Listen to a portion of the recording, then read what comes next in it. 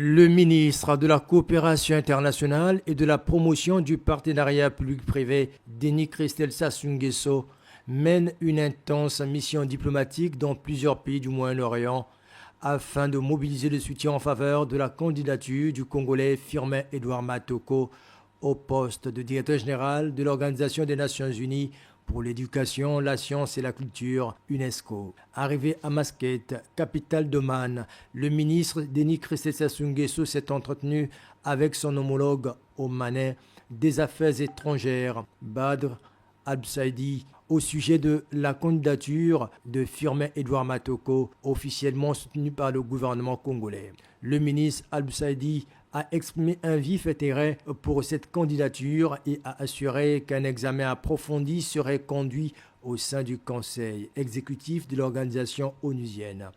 Cet entretien, j'ai pu également parler de la candidature que le gouvernement de la République du Congo porte, puisque nous avons monsieur Edouard Firmin Matoko qui est candidat à la direction générale de l'UNESCO, et le sultanat d'Oman est un des pays du conseil exécutif qui vote, et cette candidature a été très bien accueillie et le ministre a indiqué qu'elle allait être examinée de façon très précise, et il a même presque indiqué que nous aurions presque les faveurs de ce sultanat, ce qui est une très bonne chose parce que je le rappelle aisément et souvent que l'élection de notre compatriote à la tête de cette institution est une victoire diplomatique pour notre pays, la République du Congo. À Doha le 9 septembre, Denis Christel Sassou Nguesso a également rencontré le ministre d'État du Qatar chargé des Affaires étrangères, Dr Mohamed bin Abdelaziz Al-Khulaifi. Les deux parties ont évoqué la contribution que les autorités du Qatar pourraient apporter au dossier congolais. Au cours de cet entretien, bien entendu, j'ai présenté la candidature que le Congo porte pour le poste de directeur général de l'UNESCO, puisque nous avons notre compatriote, monsieur Firmin Edouard Matoko, qui est candidat. Et nous avons présenté les atouts de cette candidature, puisqu'il s'agit d'une candidature respectable, avec une expérience très avérée, puisque M. Matoko cumule plus de 30 ans d'expérience au sein de cette organisation. Et c'est une candidature que je dirais même solide, puisqu'il connaît parfaitement les rouages de cette maison.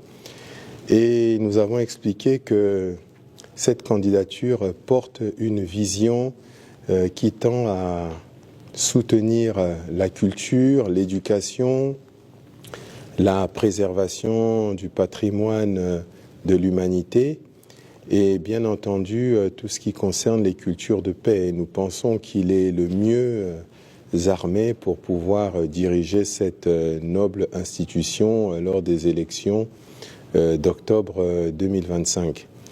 Et je tiens à rappeler que cette candidature, si M. Matoko venait à être élu, c'est notre pays, le Congo, qui va être mis en lumière, et c'est le Congo qui gagne.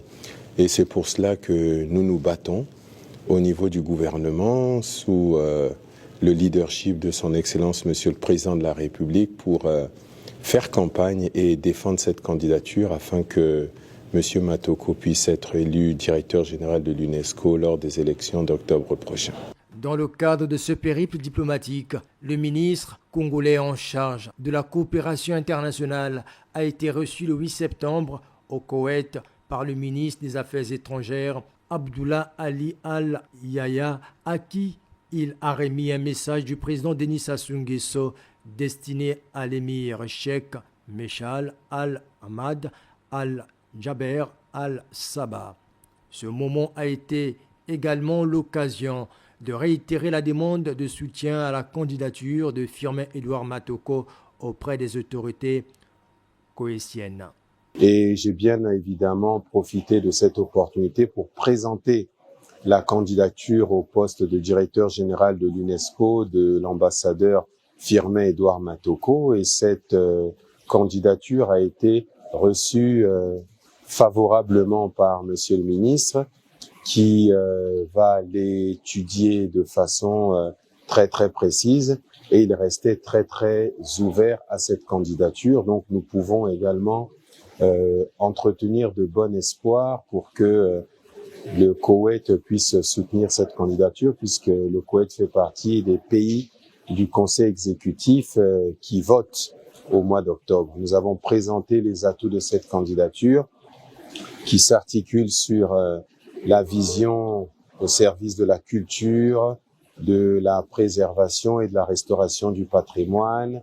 Le poste de directeur général de l'UNESCO, proposé par le Conseil exécutif et nommé par la Conférence générale, est exercé pour un mandat initial de 4 ans, renouvelable une fois pour une même durée. Le choix définitif sera connu le 6 octobre lors du Conseil exécutif avant la désignation officielle à l'occasion de la 43e conférence générale prévue du 30 octobre au 13 novembre 2025 à Samarcande en Ouzbékistan. Firmin Edouard Matoko, candidat du Congo, devra affronter l'Égyptien Khaled El Enani dans cette course diplomatique au sommet de cette agence onusienne.